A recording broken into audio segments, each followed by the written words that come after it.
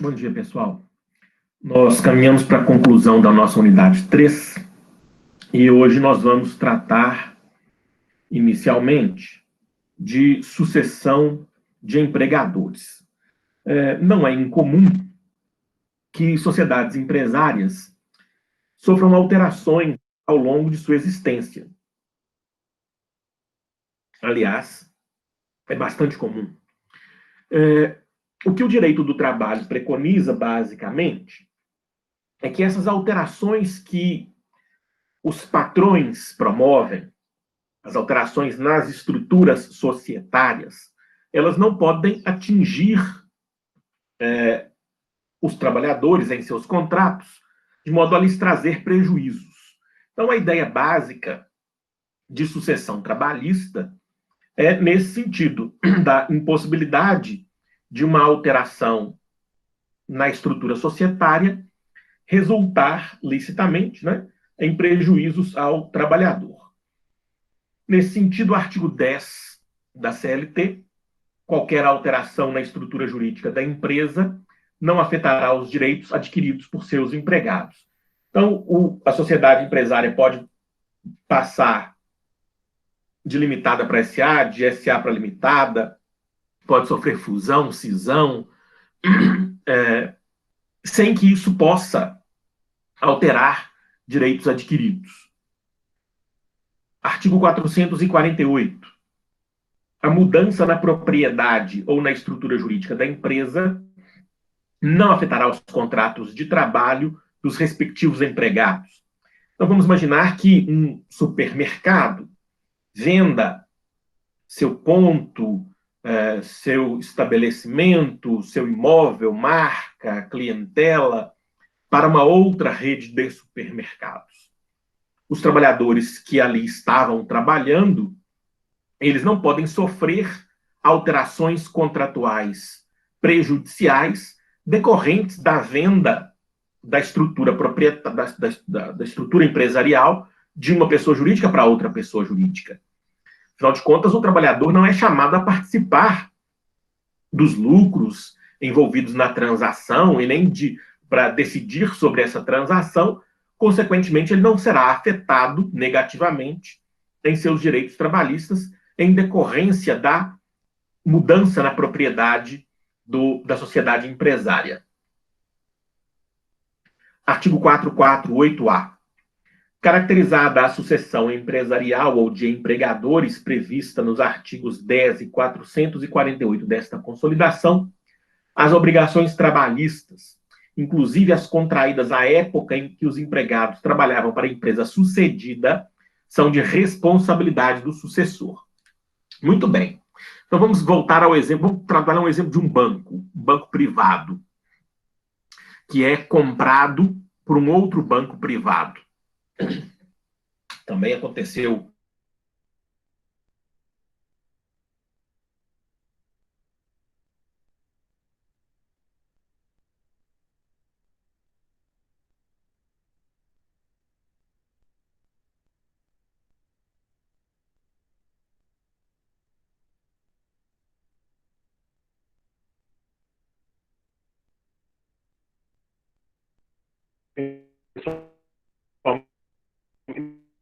minha conexão principal caiu aqui. Vocês estão me ouvindo?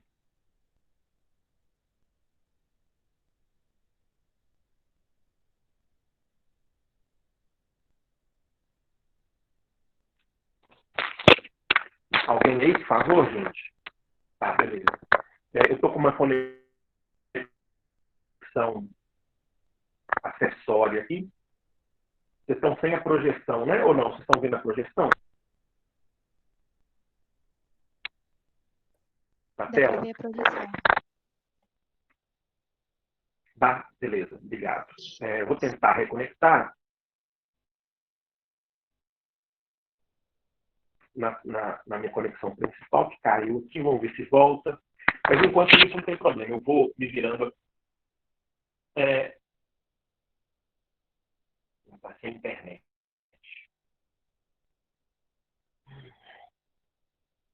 Muito bem. Então, se o empregador muda sua estrutura, essa mudança não afetará direitos adquiridos pelos empregados. Essa é a essência da sucessão de empregadores. Então vamos pensar lá na situação do bancário. Ele vinha trabalhando para o banco B há, sei lá, 10 anos, e aí, um belo dia,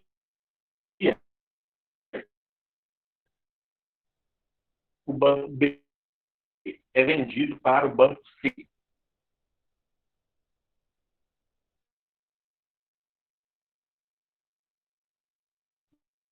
Vamos imaginar que o bancário fulano continue trabalhando para o banco C. Obviamente, o que comprou, ele não pode promover alterações contratuais em prejuízo, porque o contrato segue como se nada houvesse. A sucessão de empregadores nos permite afirmar que o contrato daquele bancário seguirá, pois é, a sua informação, mas é porque eu estou agora numa internet Google, uma internet comum. Deixa eu tentar aqui.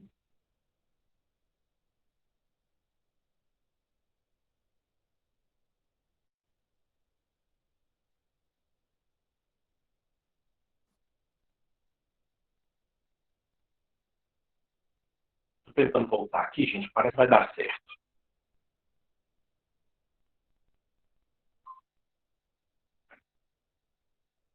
Beleza, vamos voltar aqui.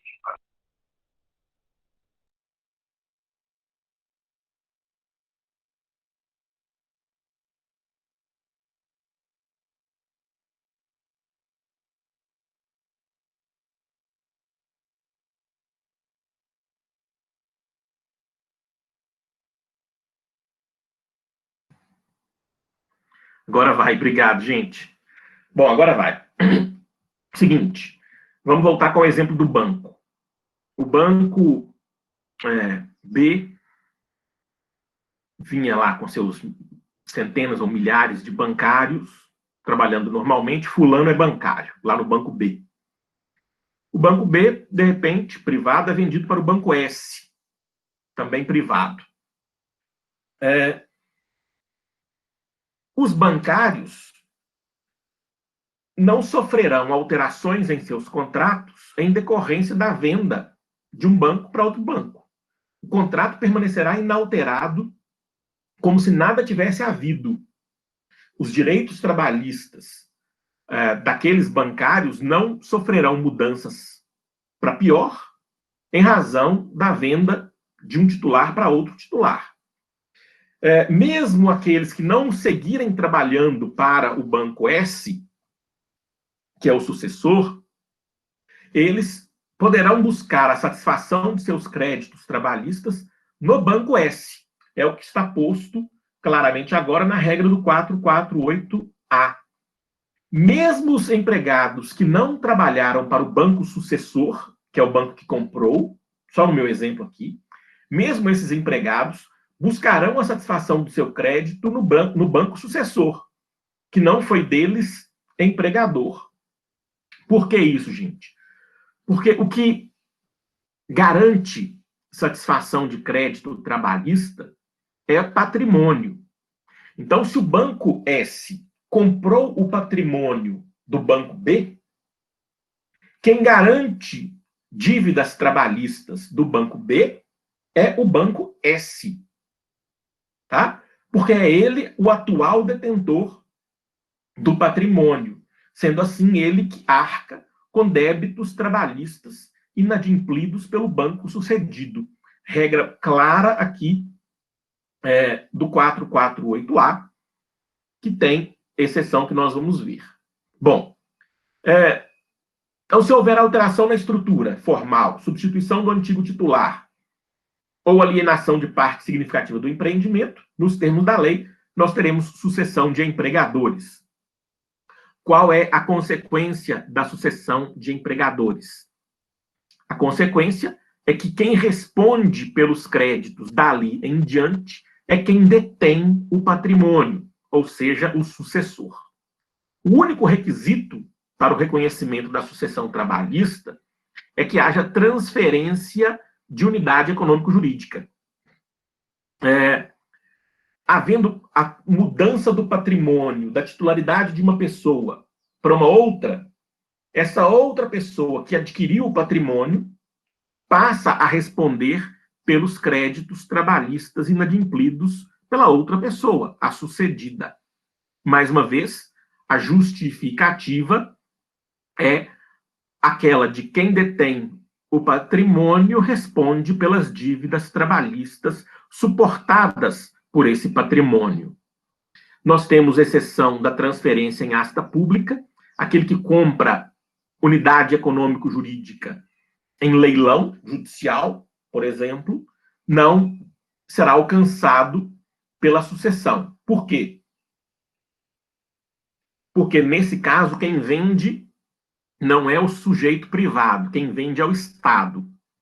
Vamos imaginar que um devedor trabalhista faliu, por exemplo, e seus bens foram vendidos em asta pública, ou que, para pagamento de dívida, teve seus bens levados à asta pública. Quem compra os bens leiloados pelo Estado não é sucessor trabalhista. Não é sucessor porque essa pessoa não comprou bens da pessoa jurídica de direito privado. Comprou bens alienados por força do Estado. Então, se houver a transferência da unidade econômico-jurídica entre titulares privados, nós temos o requisito para a sucessão de empregadores, que encontra restrições que nós vamos ver daqui a pouco. Como eu disse, a partir da identificação da sucessão de empregadores, o sucessor, que é quem compra, que é quem recebe o patrimônio, o sucessor responde sozinho pela satisfação do crédito. Não precisa haver nenhum registro na carteira do trabalhador e nem no contrato para que haja o reconhecimento da sucessão. É claro que, para efeito de formalidade, haverá um registro na carteira dizendo que, a partir do dia tal, o empregador passa a ser banco S e não mais banco B. Mas isso é formalidade que não é essencial para o reconhecimento da sucessão trabalhista. Porque, se assim fosse, bastaria não cumprir a formalidade para se ver livre da responsabilidade. Felizmente, não há essa exigência para o reconhecimento da sucessão. Haverá sucessão com a transferência de unidade econômico-jurídica, que é o patrimônio que antes garantia o crédito trabalhista. Bom, então o que acontece a partir daí? Nos termos do artigo 448-A, quem responde pelos créditos trabalhistas é quem comprou, quem arrecadou o patrimônio, é o sucessor.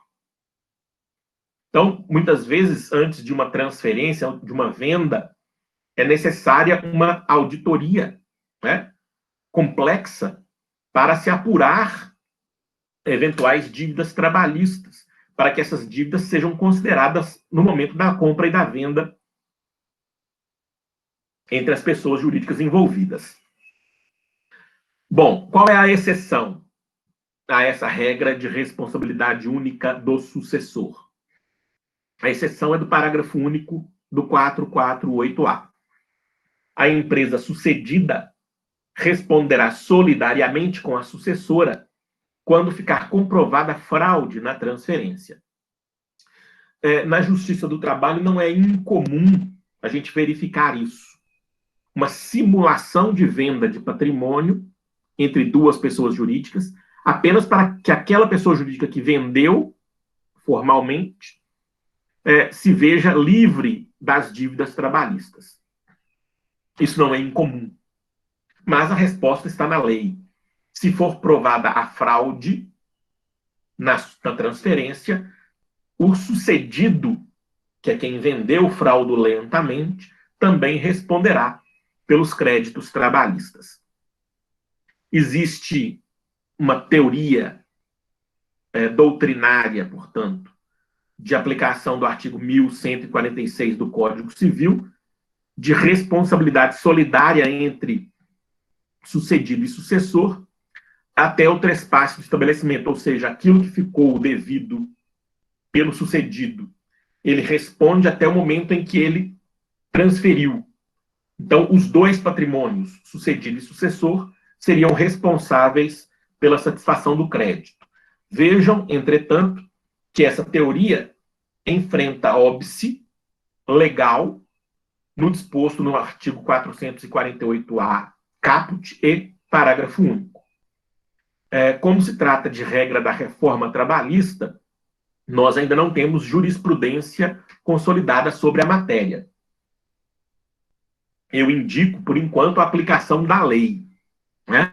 Em provas, na disciplina, nos concursos públicos, exames de ordem, enquanto nós não tivermos jurisprudência consolidada, nós temos que aplicar a lei. E a lei diz que a responsabilidade é só do sucessor.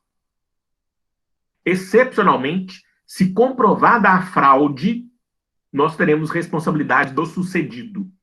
Sem fraude, nos termos da lei, não há responsabilidade nenhuma do sucedido. Dúvidas até aqui, senhoras e senhores?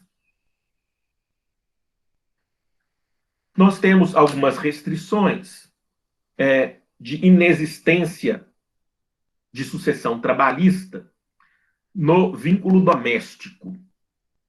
Isso porque não há unidade econômico-jurídica envolvida no trabalho doméstico. Porque, afinal de contas, uma das exigências do reconhecimento do vínculo doméstico é que não haja exploração de atividade econômica naquele trabalho. Então, se o empregador doméstico vende a casa em que trabalhava o empregado doméstico, quem comprar a casa não responde por débitos trabalhistas do ex-empregador doméstico. Não há sucessão de empregadores domésticos, em síntese. Também no caso de falência, como eu já disse aqui, não há sucessão de empregadores na falência, porque quem faz a gestão do patrimônio na massa falida é o Estado juiz, é o Poder Judiciário. E quando ele dispõe de bens da massa falida, ele não é sucessor de qualquer modo.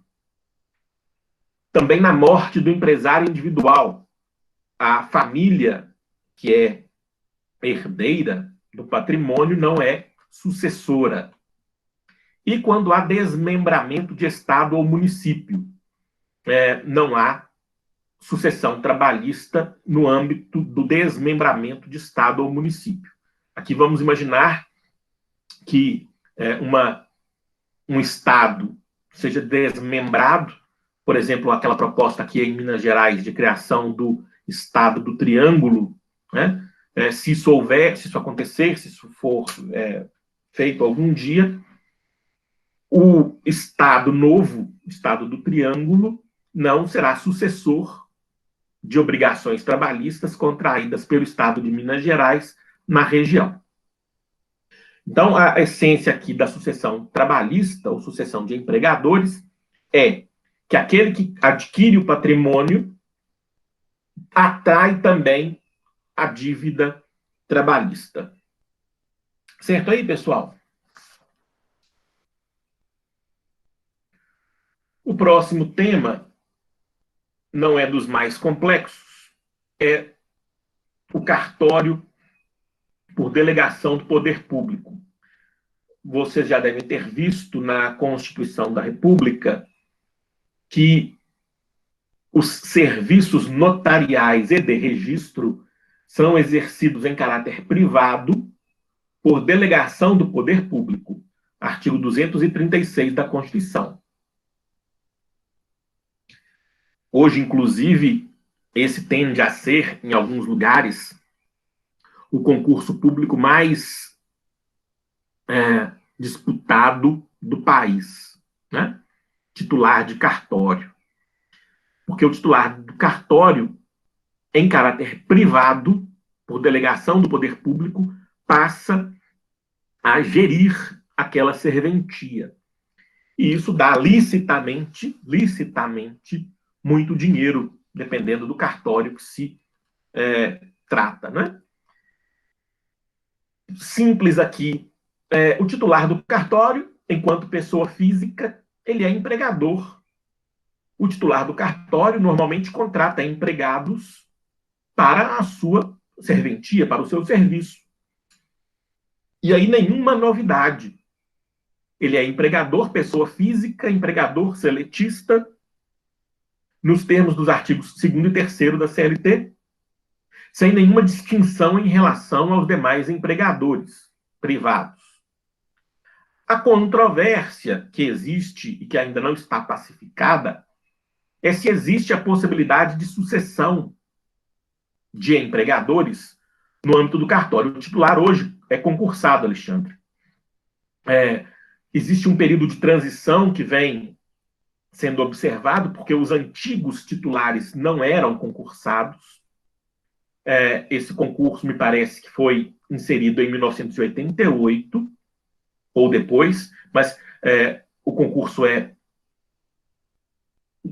relativamente recente. Havia titulares nesses serviços antes que não eram concursados, mas hoje o ingresso nos serviços notariais é por concurso público e, como eu disse, é o concurso público mais disputado que há no país, porque é o que permite a pessoa licitamente ficar rica, milionária no serviço público, né? Por concurso público. A única forma de você ficar milionário licitamente no serviço público é o concurso de cartório.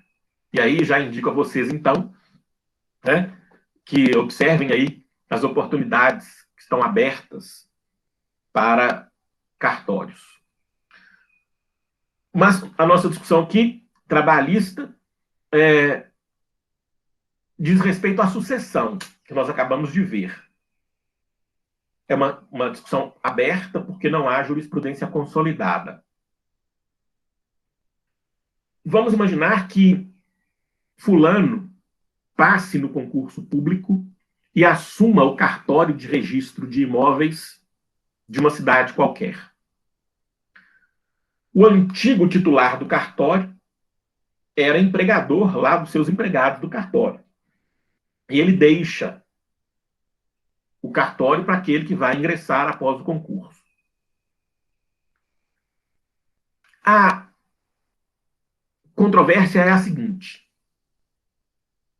o ingresso naquela serventia se deu por concurso e quem estabeleceu o titular naquele cartório foi o Estado e não um negócio jurídico privado.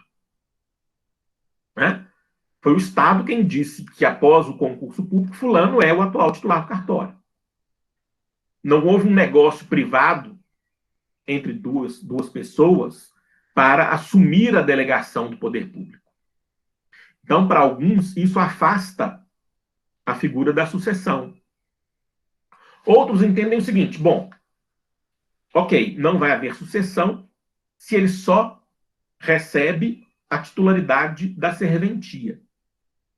Mas haverá sucessão se ele comprar o imóvel na mão, né, de propriedade do antigo titular, se ele comprar os móveis, se ele comprar os computadores, aí sim haverá sucessão de empregadores. Como eu disse, essa controvérsia ainda está em aberto. Se vocês pesquisarem jurisprudência e doutrina, vocês verão que não há um consenso, mas apenas nesse ponto, se pode ou não haver sucessão de empregadores quando da transferência da titularidade de um cartório por delegação do poder público. Quanto ao mais, tudo funciona normalmente como em qualquer outro contrato de emprego. O próximo tema é consórcio de empregadores, que é uma figura pouco comum no direito do trabalho brasileiro, mas pode acontecer. Eu vou contar primeiro o motivo da criação da figura para facilitar a compreensão. O legislador brasileiro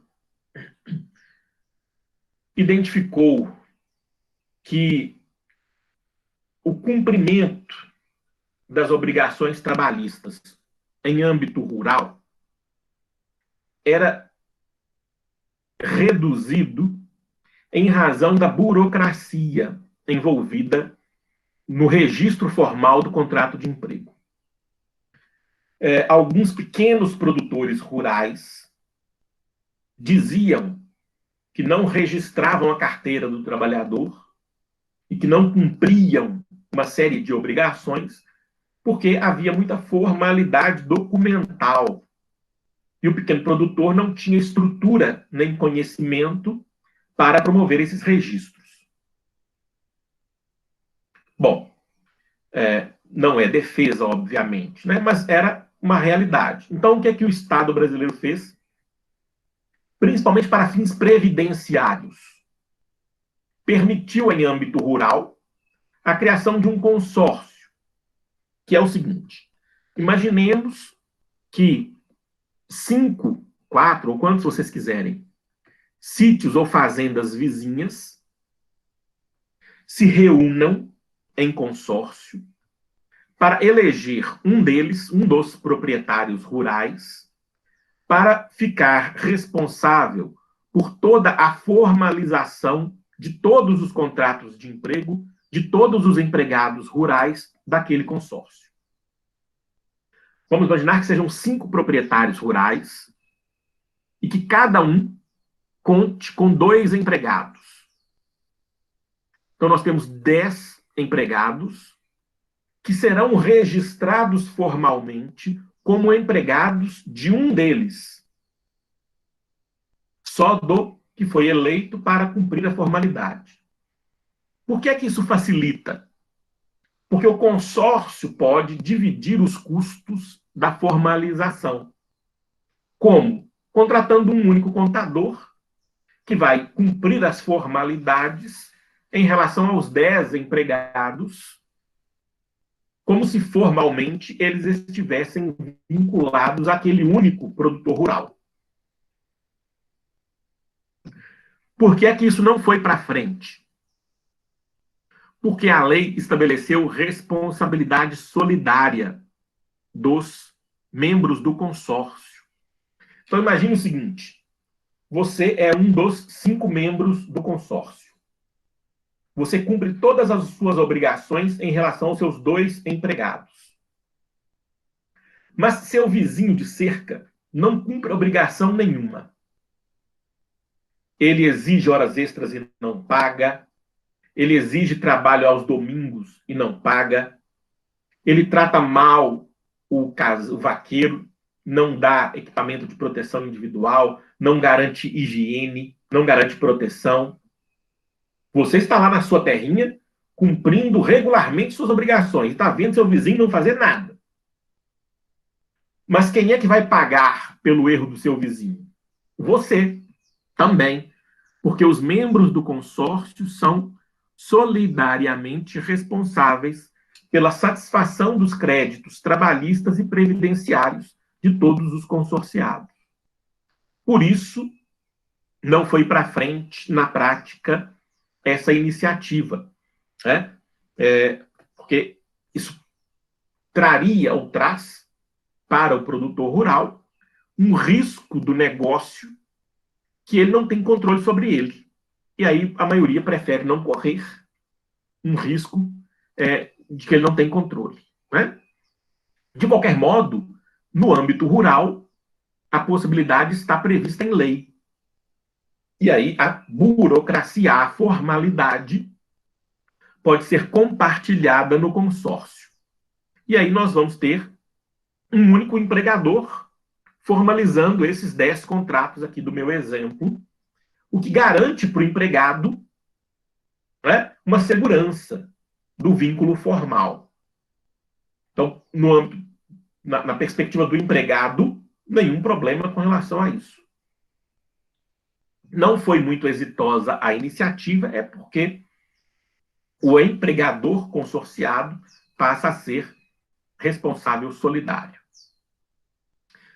Existem teorias, e aí não está na lei, de possibilidade da utilização, do uso dessa medida consorcial, dessa medida do consórcio, no âmbito urbano, seletista. Mas, repito, não está na lei. E aí a doutrina entende, parte da doutrina entende, que pode haver a utilização do consórcio urbano, porque a lei não proíbe. Desde que se formalize o consórcio com termo de responsabilidade, identificação dos consorciados, especificação do objetivo, que se fixe a forma de remuneração e o prazo de duração do consórcio, não sendo lícito se ele for um consórcio urbano formado apenas para precarizar ou fraudar direitos trabalhistas. Eu nunca vi um consórcio urbano de empregadores, né? Mas, em tese, pode haver. No âmbito rural, tem previsão legal. Dúvidas, senhoras, senhores? Professor, Pois não? eu queria saber se você vai conseguir postar a aula de ontem e de hoje antes da prova. Sim, sem dúvida. Farei isso hoje de manhã. Ah, não, então tá bom, obrigado, viu? Nada. Muito bem. Vamos hoje, então, começar um tema que é dos mais relevantes no direito brasileiro, por diversos motivos, que é o tema da terceirização.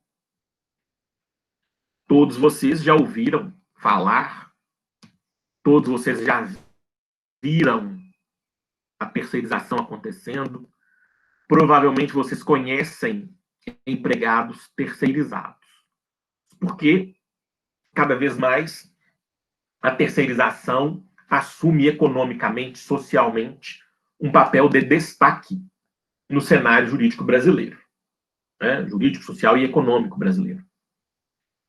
Por isso também a terceirização é um tema dos mais relevantes no direito do trabalho. Hoje, o que eu quero discutir com vocês é apenas o aspecto econômico-social que envolve a terceirização.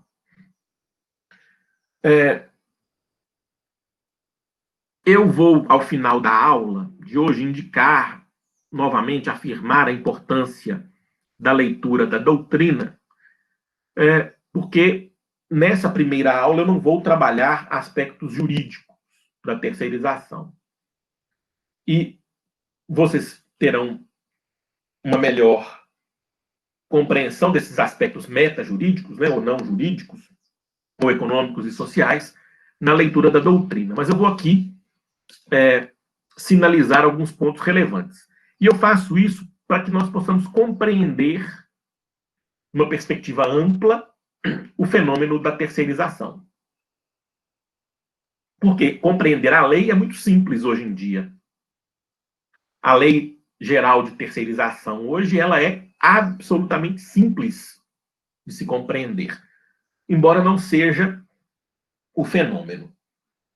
Eu vou começar com um caso concreto, porque me parece que essa estratégia nos assuntos mais complexos, essa estratégia tende a ser pedagogicamente mais exitosa. Faça uma experiência quando você sair do isolamento social, quando você voltar ao convívio normal, né? Lá na UFOP, ou onde você quiser, ou no fórum, lá no seu estágio. Faça uma experiência. Reúna com você um terceirizado e um trabalhador que não é terceirizado, ou servidor público, ou empregado direto do contratante. Imagine que você esteja lá na Vale, reúna um terceirizado, um empregado da Vale e você. Imagine que você esteja lá no fórum e chame para conversar um terceirizado e um servidor. Imagine que você esteja na UFOP e chame para conversar um terceirizado e um servidor da UFOP, docente ou técnico.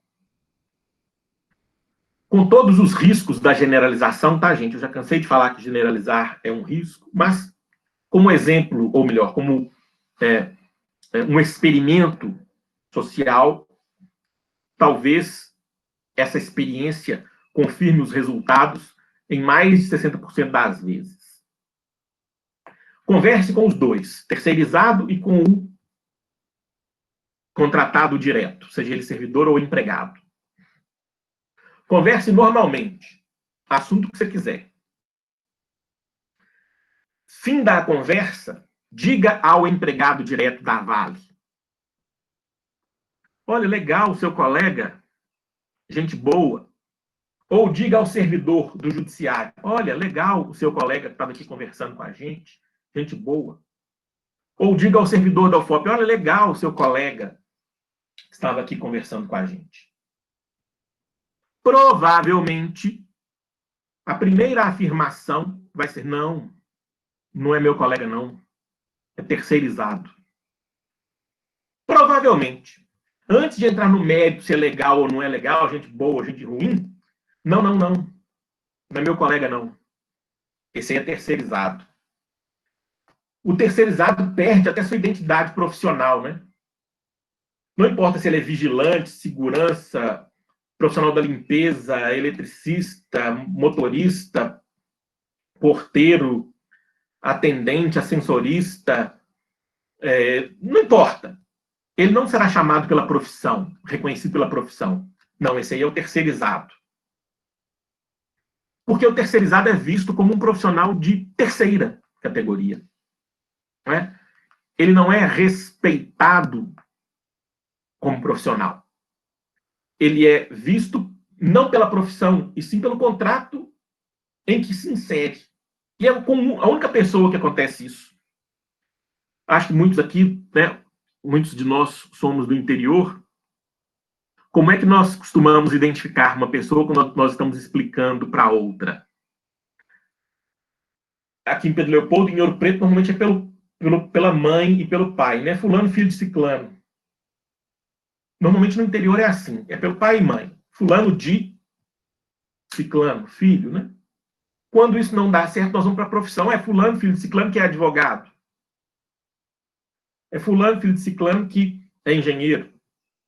Fulano, filho de ciclano, que tem comércio, comerciante. As pessoas são identificadas pela sua profissão. Agora, o terceirizado, ele é identificado pelo contrato, né? Normalmente. Bom,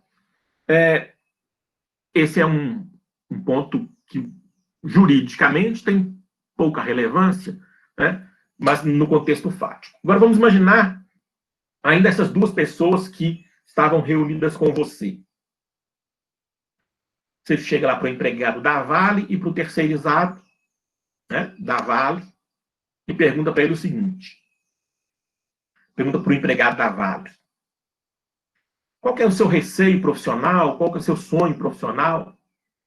O meu sonho é continuar aqui na Vale. Meu medo é ser mandado embora e virar terceirizado. Porque está acontecendo muito. Pergunta para o que é um trabalhador terceirizado. Qual que é seu sonho? Qual que é seu temor profissional? O meu sonho é ser empregado da Vale. Ele vai usar um termo juridicamente equivocado, mas é o termo que ele conhece. Né? Meu sonho é ser efetivado. Meu medo é ficar desempregado. Então, um quer ser o outro e o outro tem medo de ser aquele. Mas todos são, no exemplo aqui da Vale, eu vou me ater a ele porque, afinal de contas, é direito do trabalho que nos interessa, e não direito público administrativo, mas os dois trabalhadores são terceirizados. Desculpe. Os dois trabalhadores são empregados, seletistas. Os dois constroem a riqueza da mesma pessoa, que é a Vale S.A. Por que é que existe, então, esse tratamento tão diferente entre eles? É isso que nós vamos discutir aqui na disciplina. Começando pelos sentidos da palavra, e aí eu estou com essa ordem aqui, esse roteiro, ele pode ser visto por vocês num artigo do professor Márcio Túlio Viana, que está indicado na referência bibliográfica da disciplina antes do PLE. Eu acho que no PLE nós não temos acesso a isso. De toda forma, eu explico aqui. Bom, o que é terceirizar antes de uma análise jurídica? Terceirizar é colocar um terceiro em uma relação que devia ser entre dois. Terceirizar é inserir uma terceira pessoa em uma relação que naturalmente seria bilateral. Qual seria a relação bilateral? Empregado e empregador. Essa é a relação básica de direito do trabalho. Duas pessoas, como nós vimos até hoje aqui na disciplina. E como veremos sempre, porque o momento de ver terceirização ele fica reservado para essa unidade 3. Então, o que acontece nesse fenômeno? Um terceiro se insere, que é a empresa prestadora de serviços, ou a empresa de trabalho temporário, ou interposta, ou como o peão diz, né, o gato. Não sei se vocês jovens já ouviram a expressão, né? Que aquele que terceiriza é o gato. Me parece que ele é gato porque ele foge, né? O patrão, que é responsável pela terceirização, quando termina a terceirização, muitas vezes ele foge sem pagar os direitos trabalhistas. Daí ele ficou apelidado de gato. Mas essa terceirização, na linha do professor Márcio Túlio Viana, ela pode ser externa ou interna. O que nós vamos trabalhar é a terceirização interna, mas a externa é a chamada terceirização de produtos. Vamos imaginar o que a Fiat ou qualquer montadora de automóveis no mundo fez a partir da década de 90. A indústria automobilística, historicamente, ela era fábrica de automóveis. Então, ela produzia na fábrica quase tudo do carro. Talvez deixasse de fora os pneus, mas todo o resto era fabricado ali. O que é que vem sendo feito a partir da década de 90 na terceirização externa? A indústria automobilística se transforma em montadora. Ela não fabrica quase nada. Ela contrata fábricas externas, pessoas jurídicas diferentes, fora da planta industrial, e essas pessoas jurídicas produzem o motor, a embreagem, o câmbio, o estofamento, tudo. As fábricas externas fabricam os componentes. A Fiat ou qualquer outra montadora traz aquilo para a unidade e monta o carro, monta as peças. Monta as peças que ela não fabricou. Daí a terceirização de produtos. Mas essa não nos interessa aqui na disciplina, embora seja economicamente relevante. Nos interessa na disciplina a terceirização interna.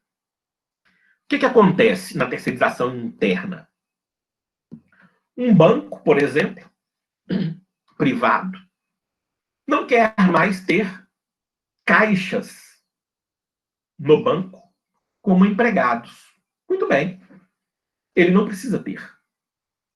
Ele contrata uma outra pessoa jurídica para contratar caixas que ficarão à disposição no banco. Vocês já repararam nos grandes supermercados? Reparem nos caixas dos grandes supermercados, que eles provavelmente estarão com um crachá escrito caixa de supermercado, e escrito no crachá quem é a empresa, ou melhor, a sociedade empresária empregadora, que não é o supermercado. Você provavelmente vai ver isso em vários grandes supermercados. Porque os supermercados agora disseram que não querem mais ter caixas de supermercado como empregados. E ok, não tem problema nenhum, desde 2017 está liberado. Não precisa ter. Não precisa ter repositor, não precisa ter empacotador, não precisa ter pessoal de limpeza. Se o supermercado hoje quiser, ele não precisa ter nenhum único empregado. Se ele não quiser ter nenhum único empregado, ele não terá nenhum único empregado. Licitamente. Porque a lei permite. Então, o professor Márcio Túlio Viana chama isso de terceirização de pessoas. Em alguns artigos meus disponíveis na plataforma Moodle, vocês terão acesso, por citação minha, às lições do professor Márcio Túlio Viana, e aí eu indico isso a vocês. A pejotização também tende a se fazer presente na terceirização. E aí, ao invés de o terceirizado trabalhador se apresentar ao trabalho como pessoa física, ele se apresenta ao trabalho como pessoa jurídica. E aí, o problema, o fenômeno é o mesmo que nós já vimos lá na pejotização, e a receita é a mesma. Pesquisar se há fraude ou não. Bom, a terceirização é um fenômeno mundial, não é invenção e nem prerrogativa brasileira. O Brasil só levou a terceirização ao último estágio que o mundo inteiro não levou, que é liberar a terceirização para toda e qualquer atividade privada, sem nenhuma restrição. Mas o fenômeno não é nacional, a criação não é brasileira. Ela a terceirização é um fenômeno mundial que está inserido, esse fenômeno, na tentativa de redução do tamanho da fábrica, a chamada especialização flexível. O discurso da administração de empresas sempre é o seguinte: bom, se eu sou indústria montadora de automóveis, eu devo cuidar só de montar automóveis. Todo o resto eu devo entregar para empresas, atividades ou sociedades empresárias especializadas. Eu reduzo o tamanho da fábrica, eu concentro a atividade no que é essencial e, com isso, eu reduzo custos e aumento lucros. Esse é o discurso mundial da administração de empresas em torno da terceirização. Certo, ok, o discurso da administração é esse mesmo. Mas nós vamos ver que, na prática, para além do discurso, o fenômeno jurídico, sociológico, econômico tem que dar lucro. Como é que vamos ter lucro se eu insiro uma terceira pessoa na relação? O dinheiro que estava na relação bilateral, ele passa a ser dividido por 3 pessoas. Então, para que haja uma relação triangular, para que 2 ganhem nessa relação triangular, um vai ter que perder. Porque não há dinheiro para todo mundo. E quem vai perder?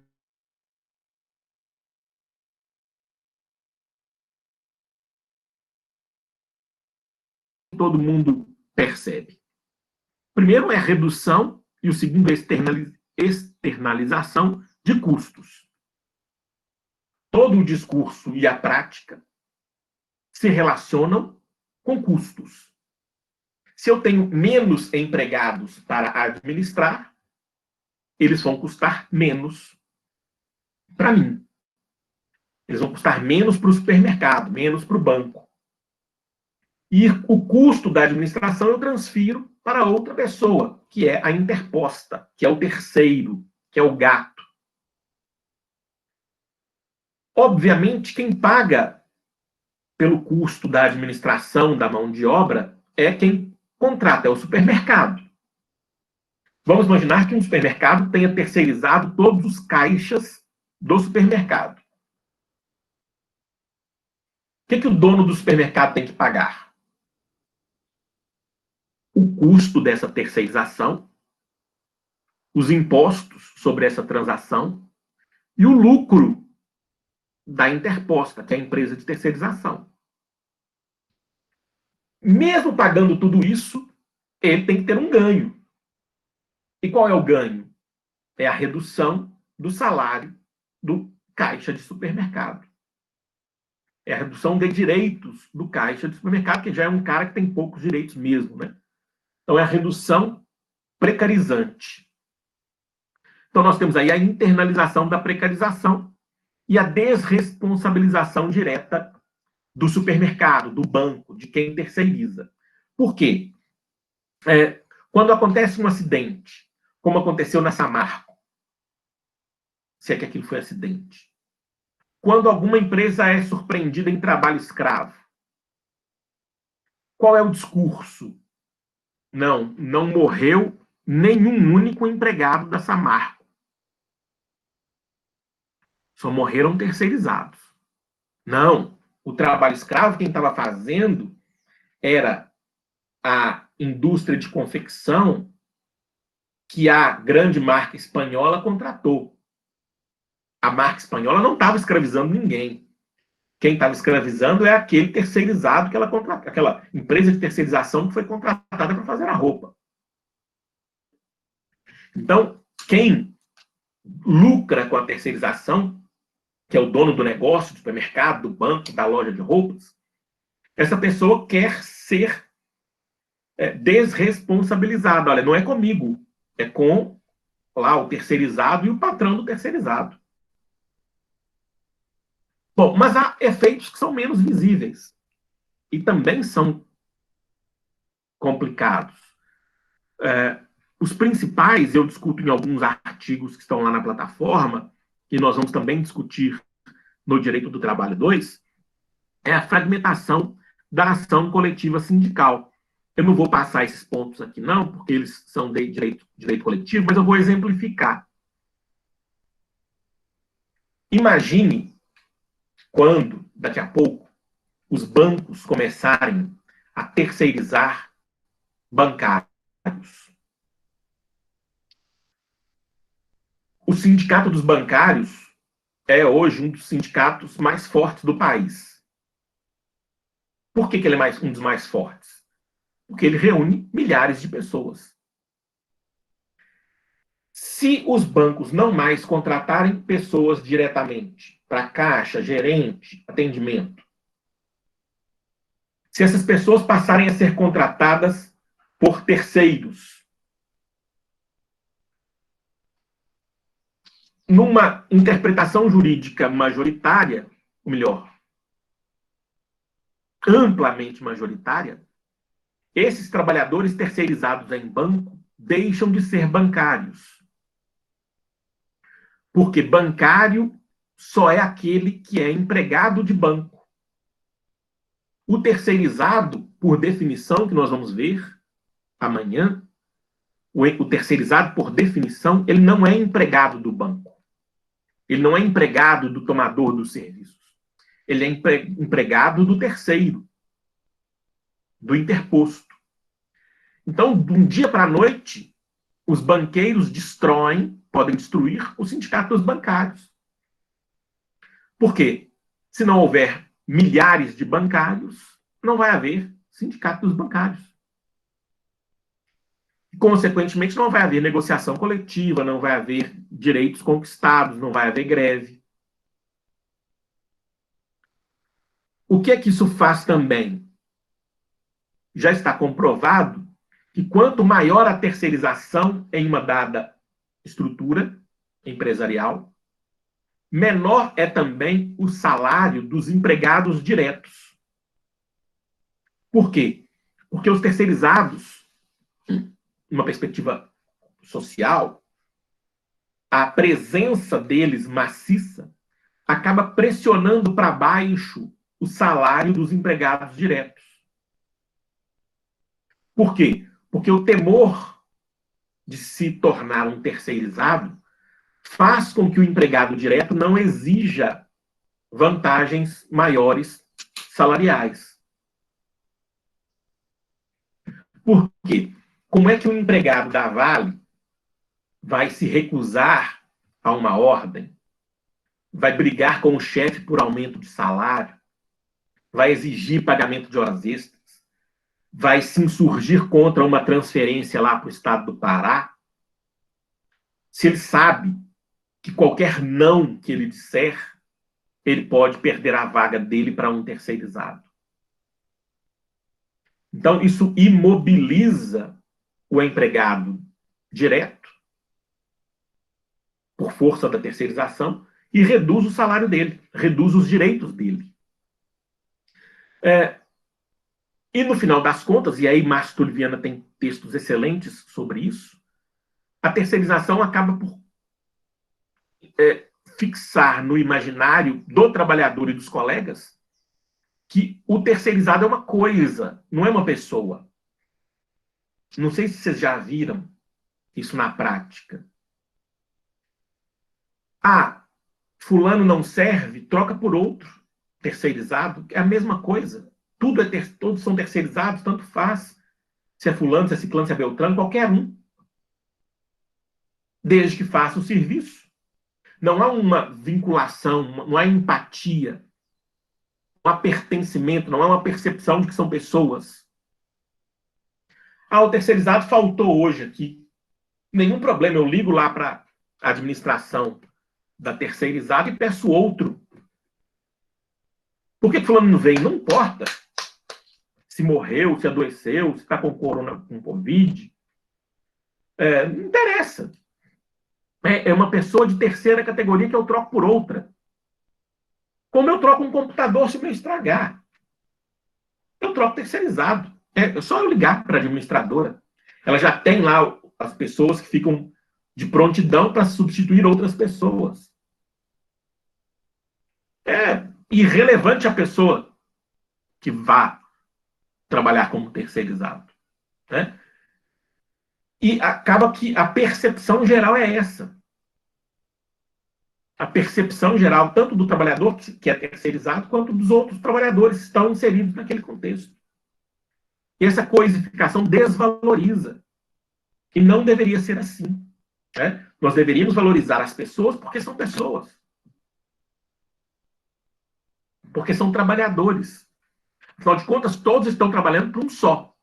No final das contas, o dinheiro vai para um lugar só, para um bolso só.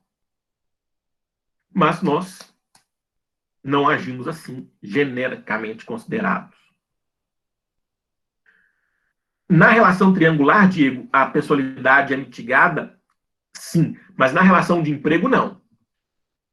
Porque nós vamos ver amanhã, a relação de emprego ela se dá entre a empresa de terceirização e o terceirizado, certo? Vamos pensar numa colega nossa, das várias que nós temos lá no DEDIR, lá no prédio da DDTN. Eu chamo de colegas, né? São minhas colegas que trabalham na limpeza.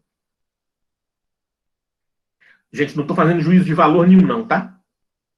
Se uma colega não for trabalhar na limpeza, ou duas ou três não forem trabalhar, o administrador do prédio vai ligar para a administradora lá de limpeza e falar assim, olha, duas não vieram, preciso de duas. Não é assim?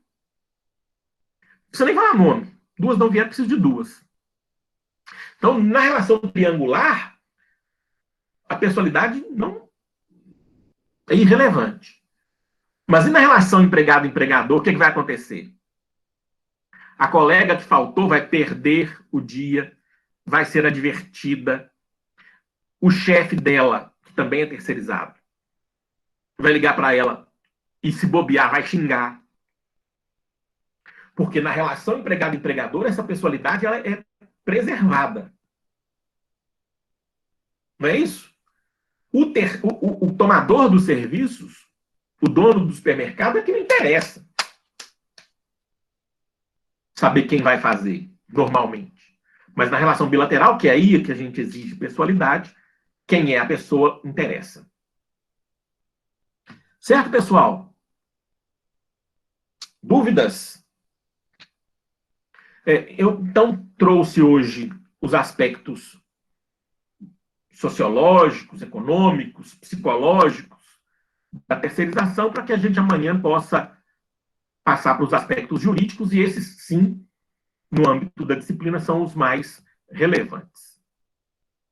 Então, eu agradeço a atenção de vocês e aguardo vocês. Obrigado, bom dia para vocês.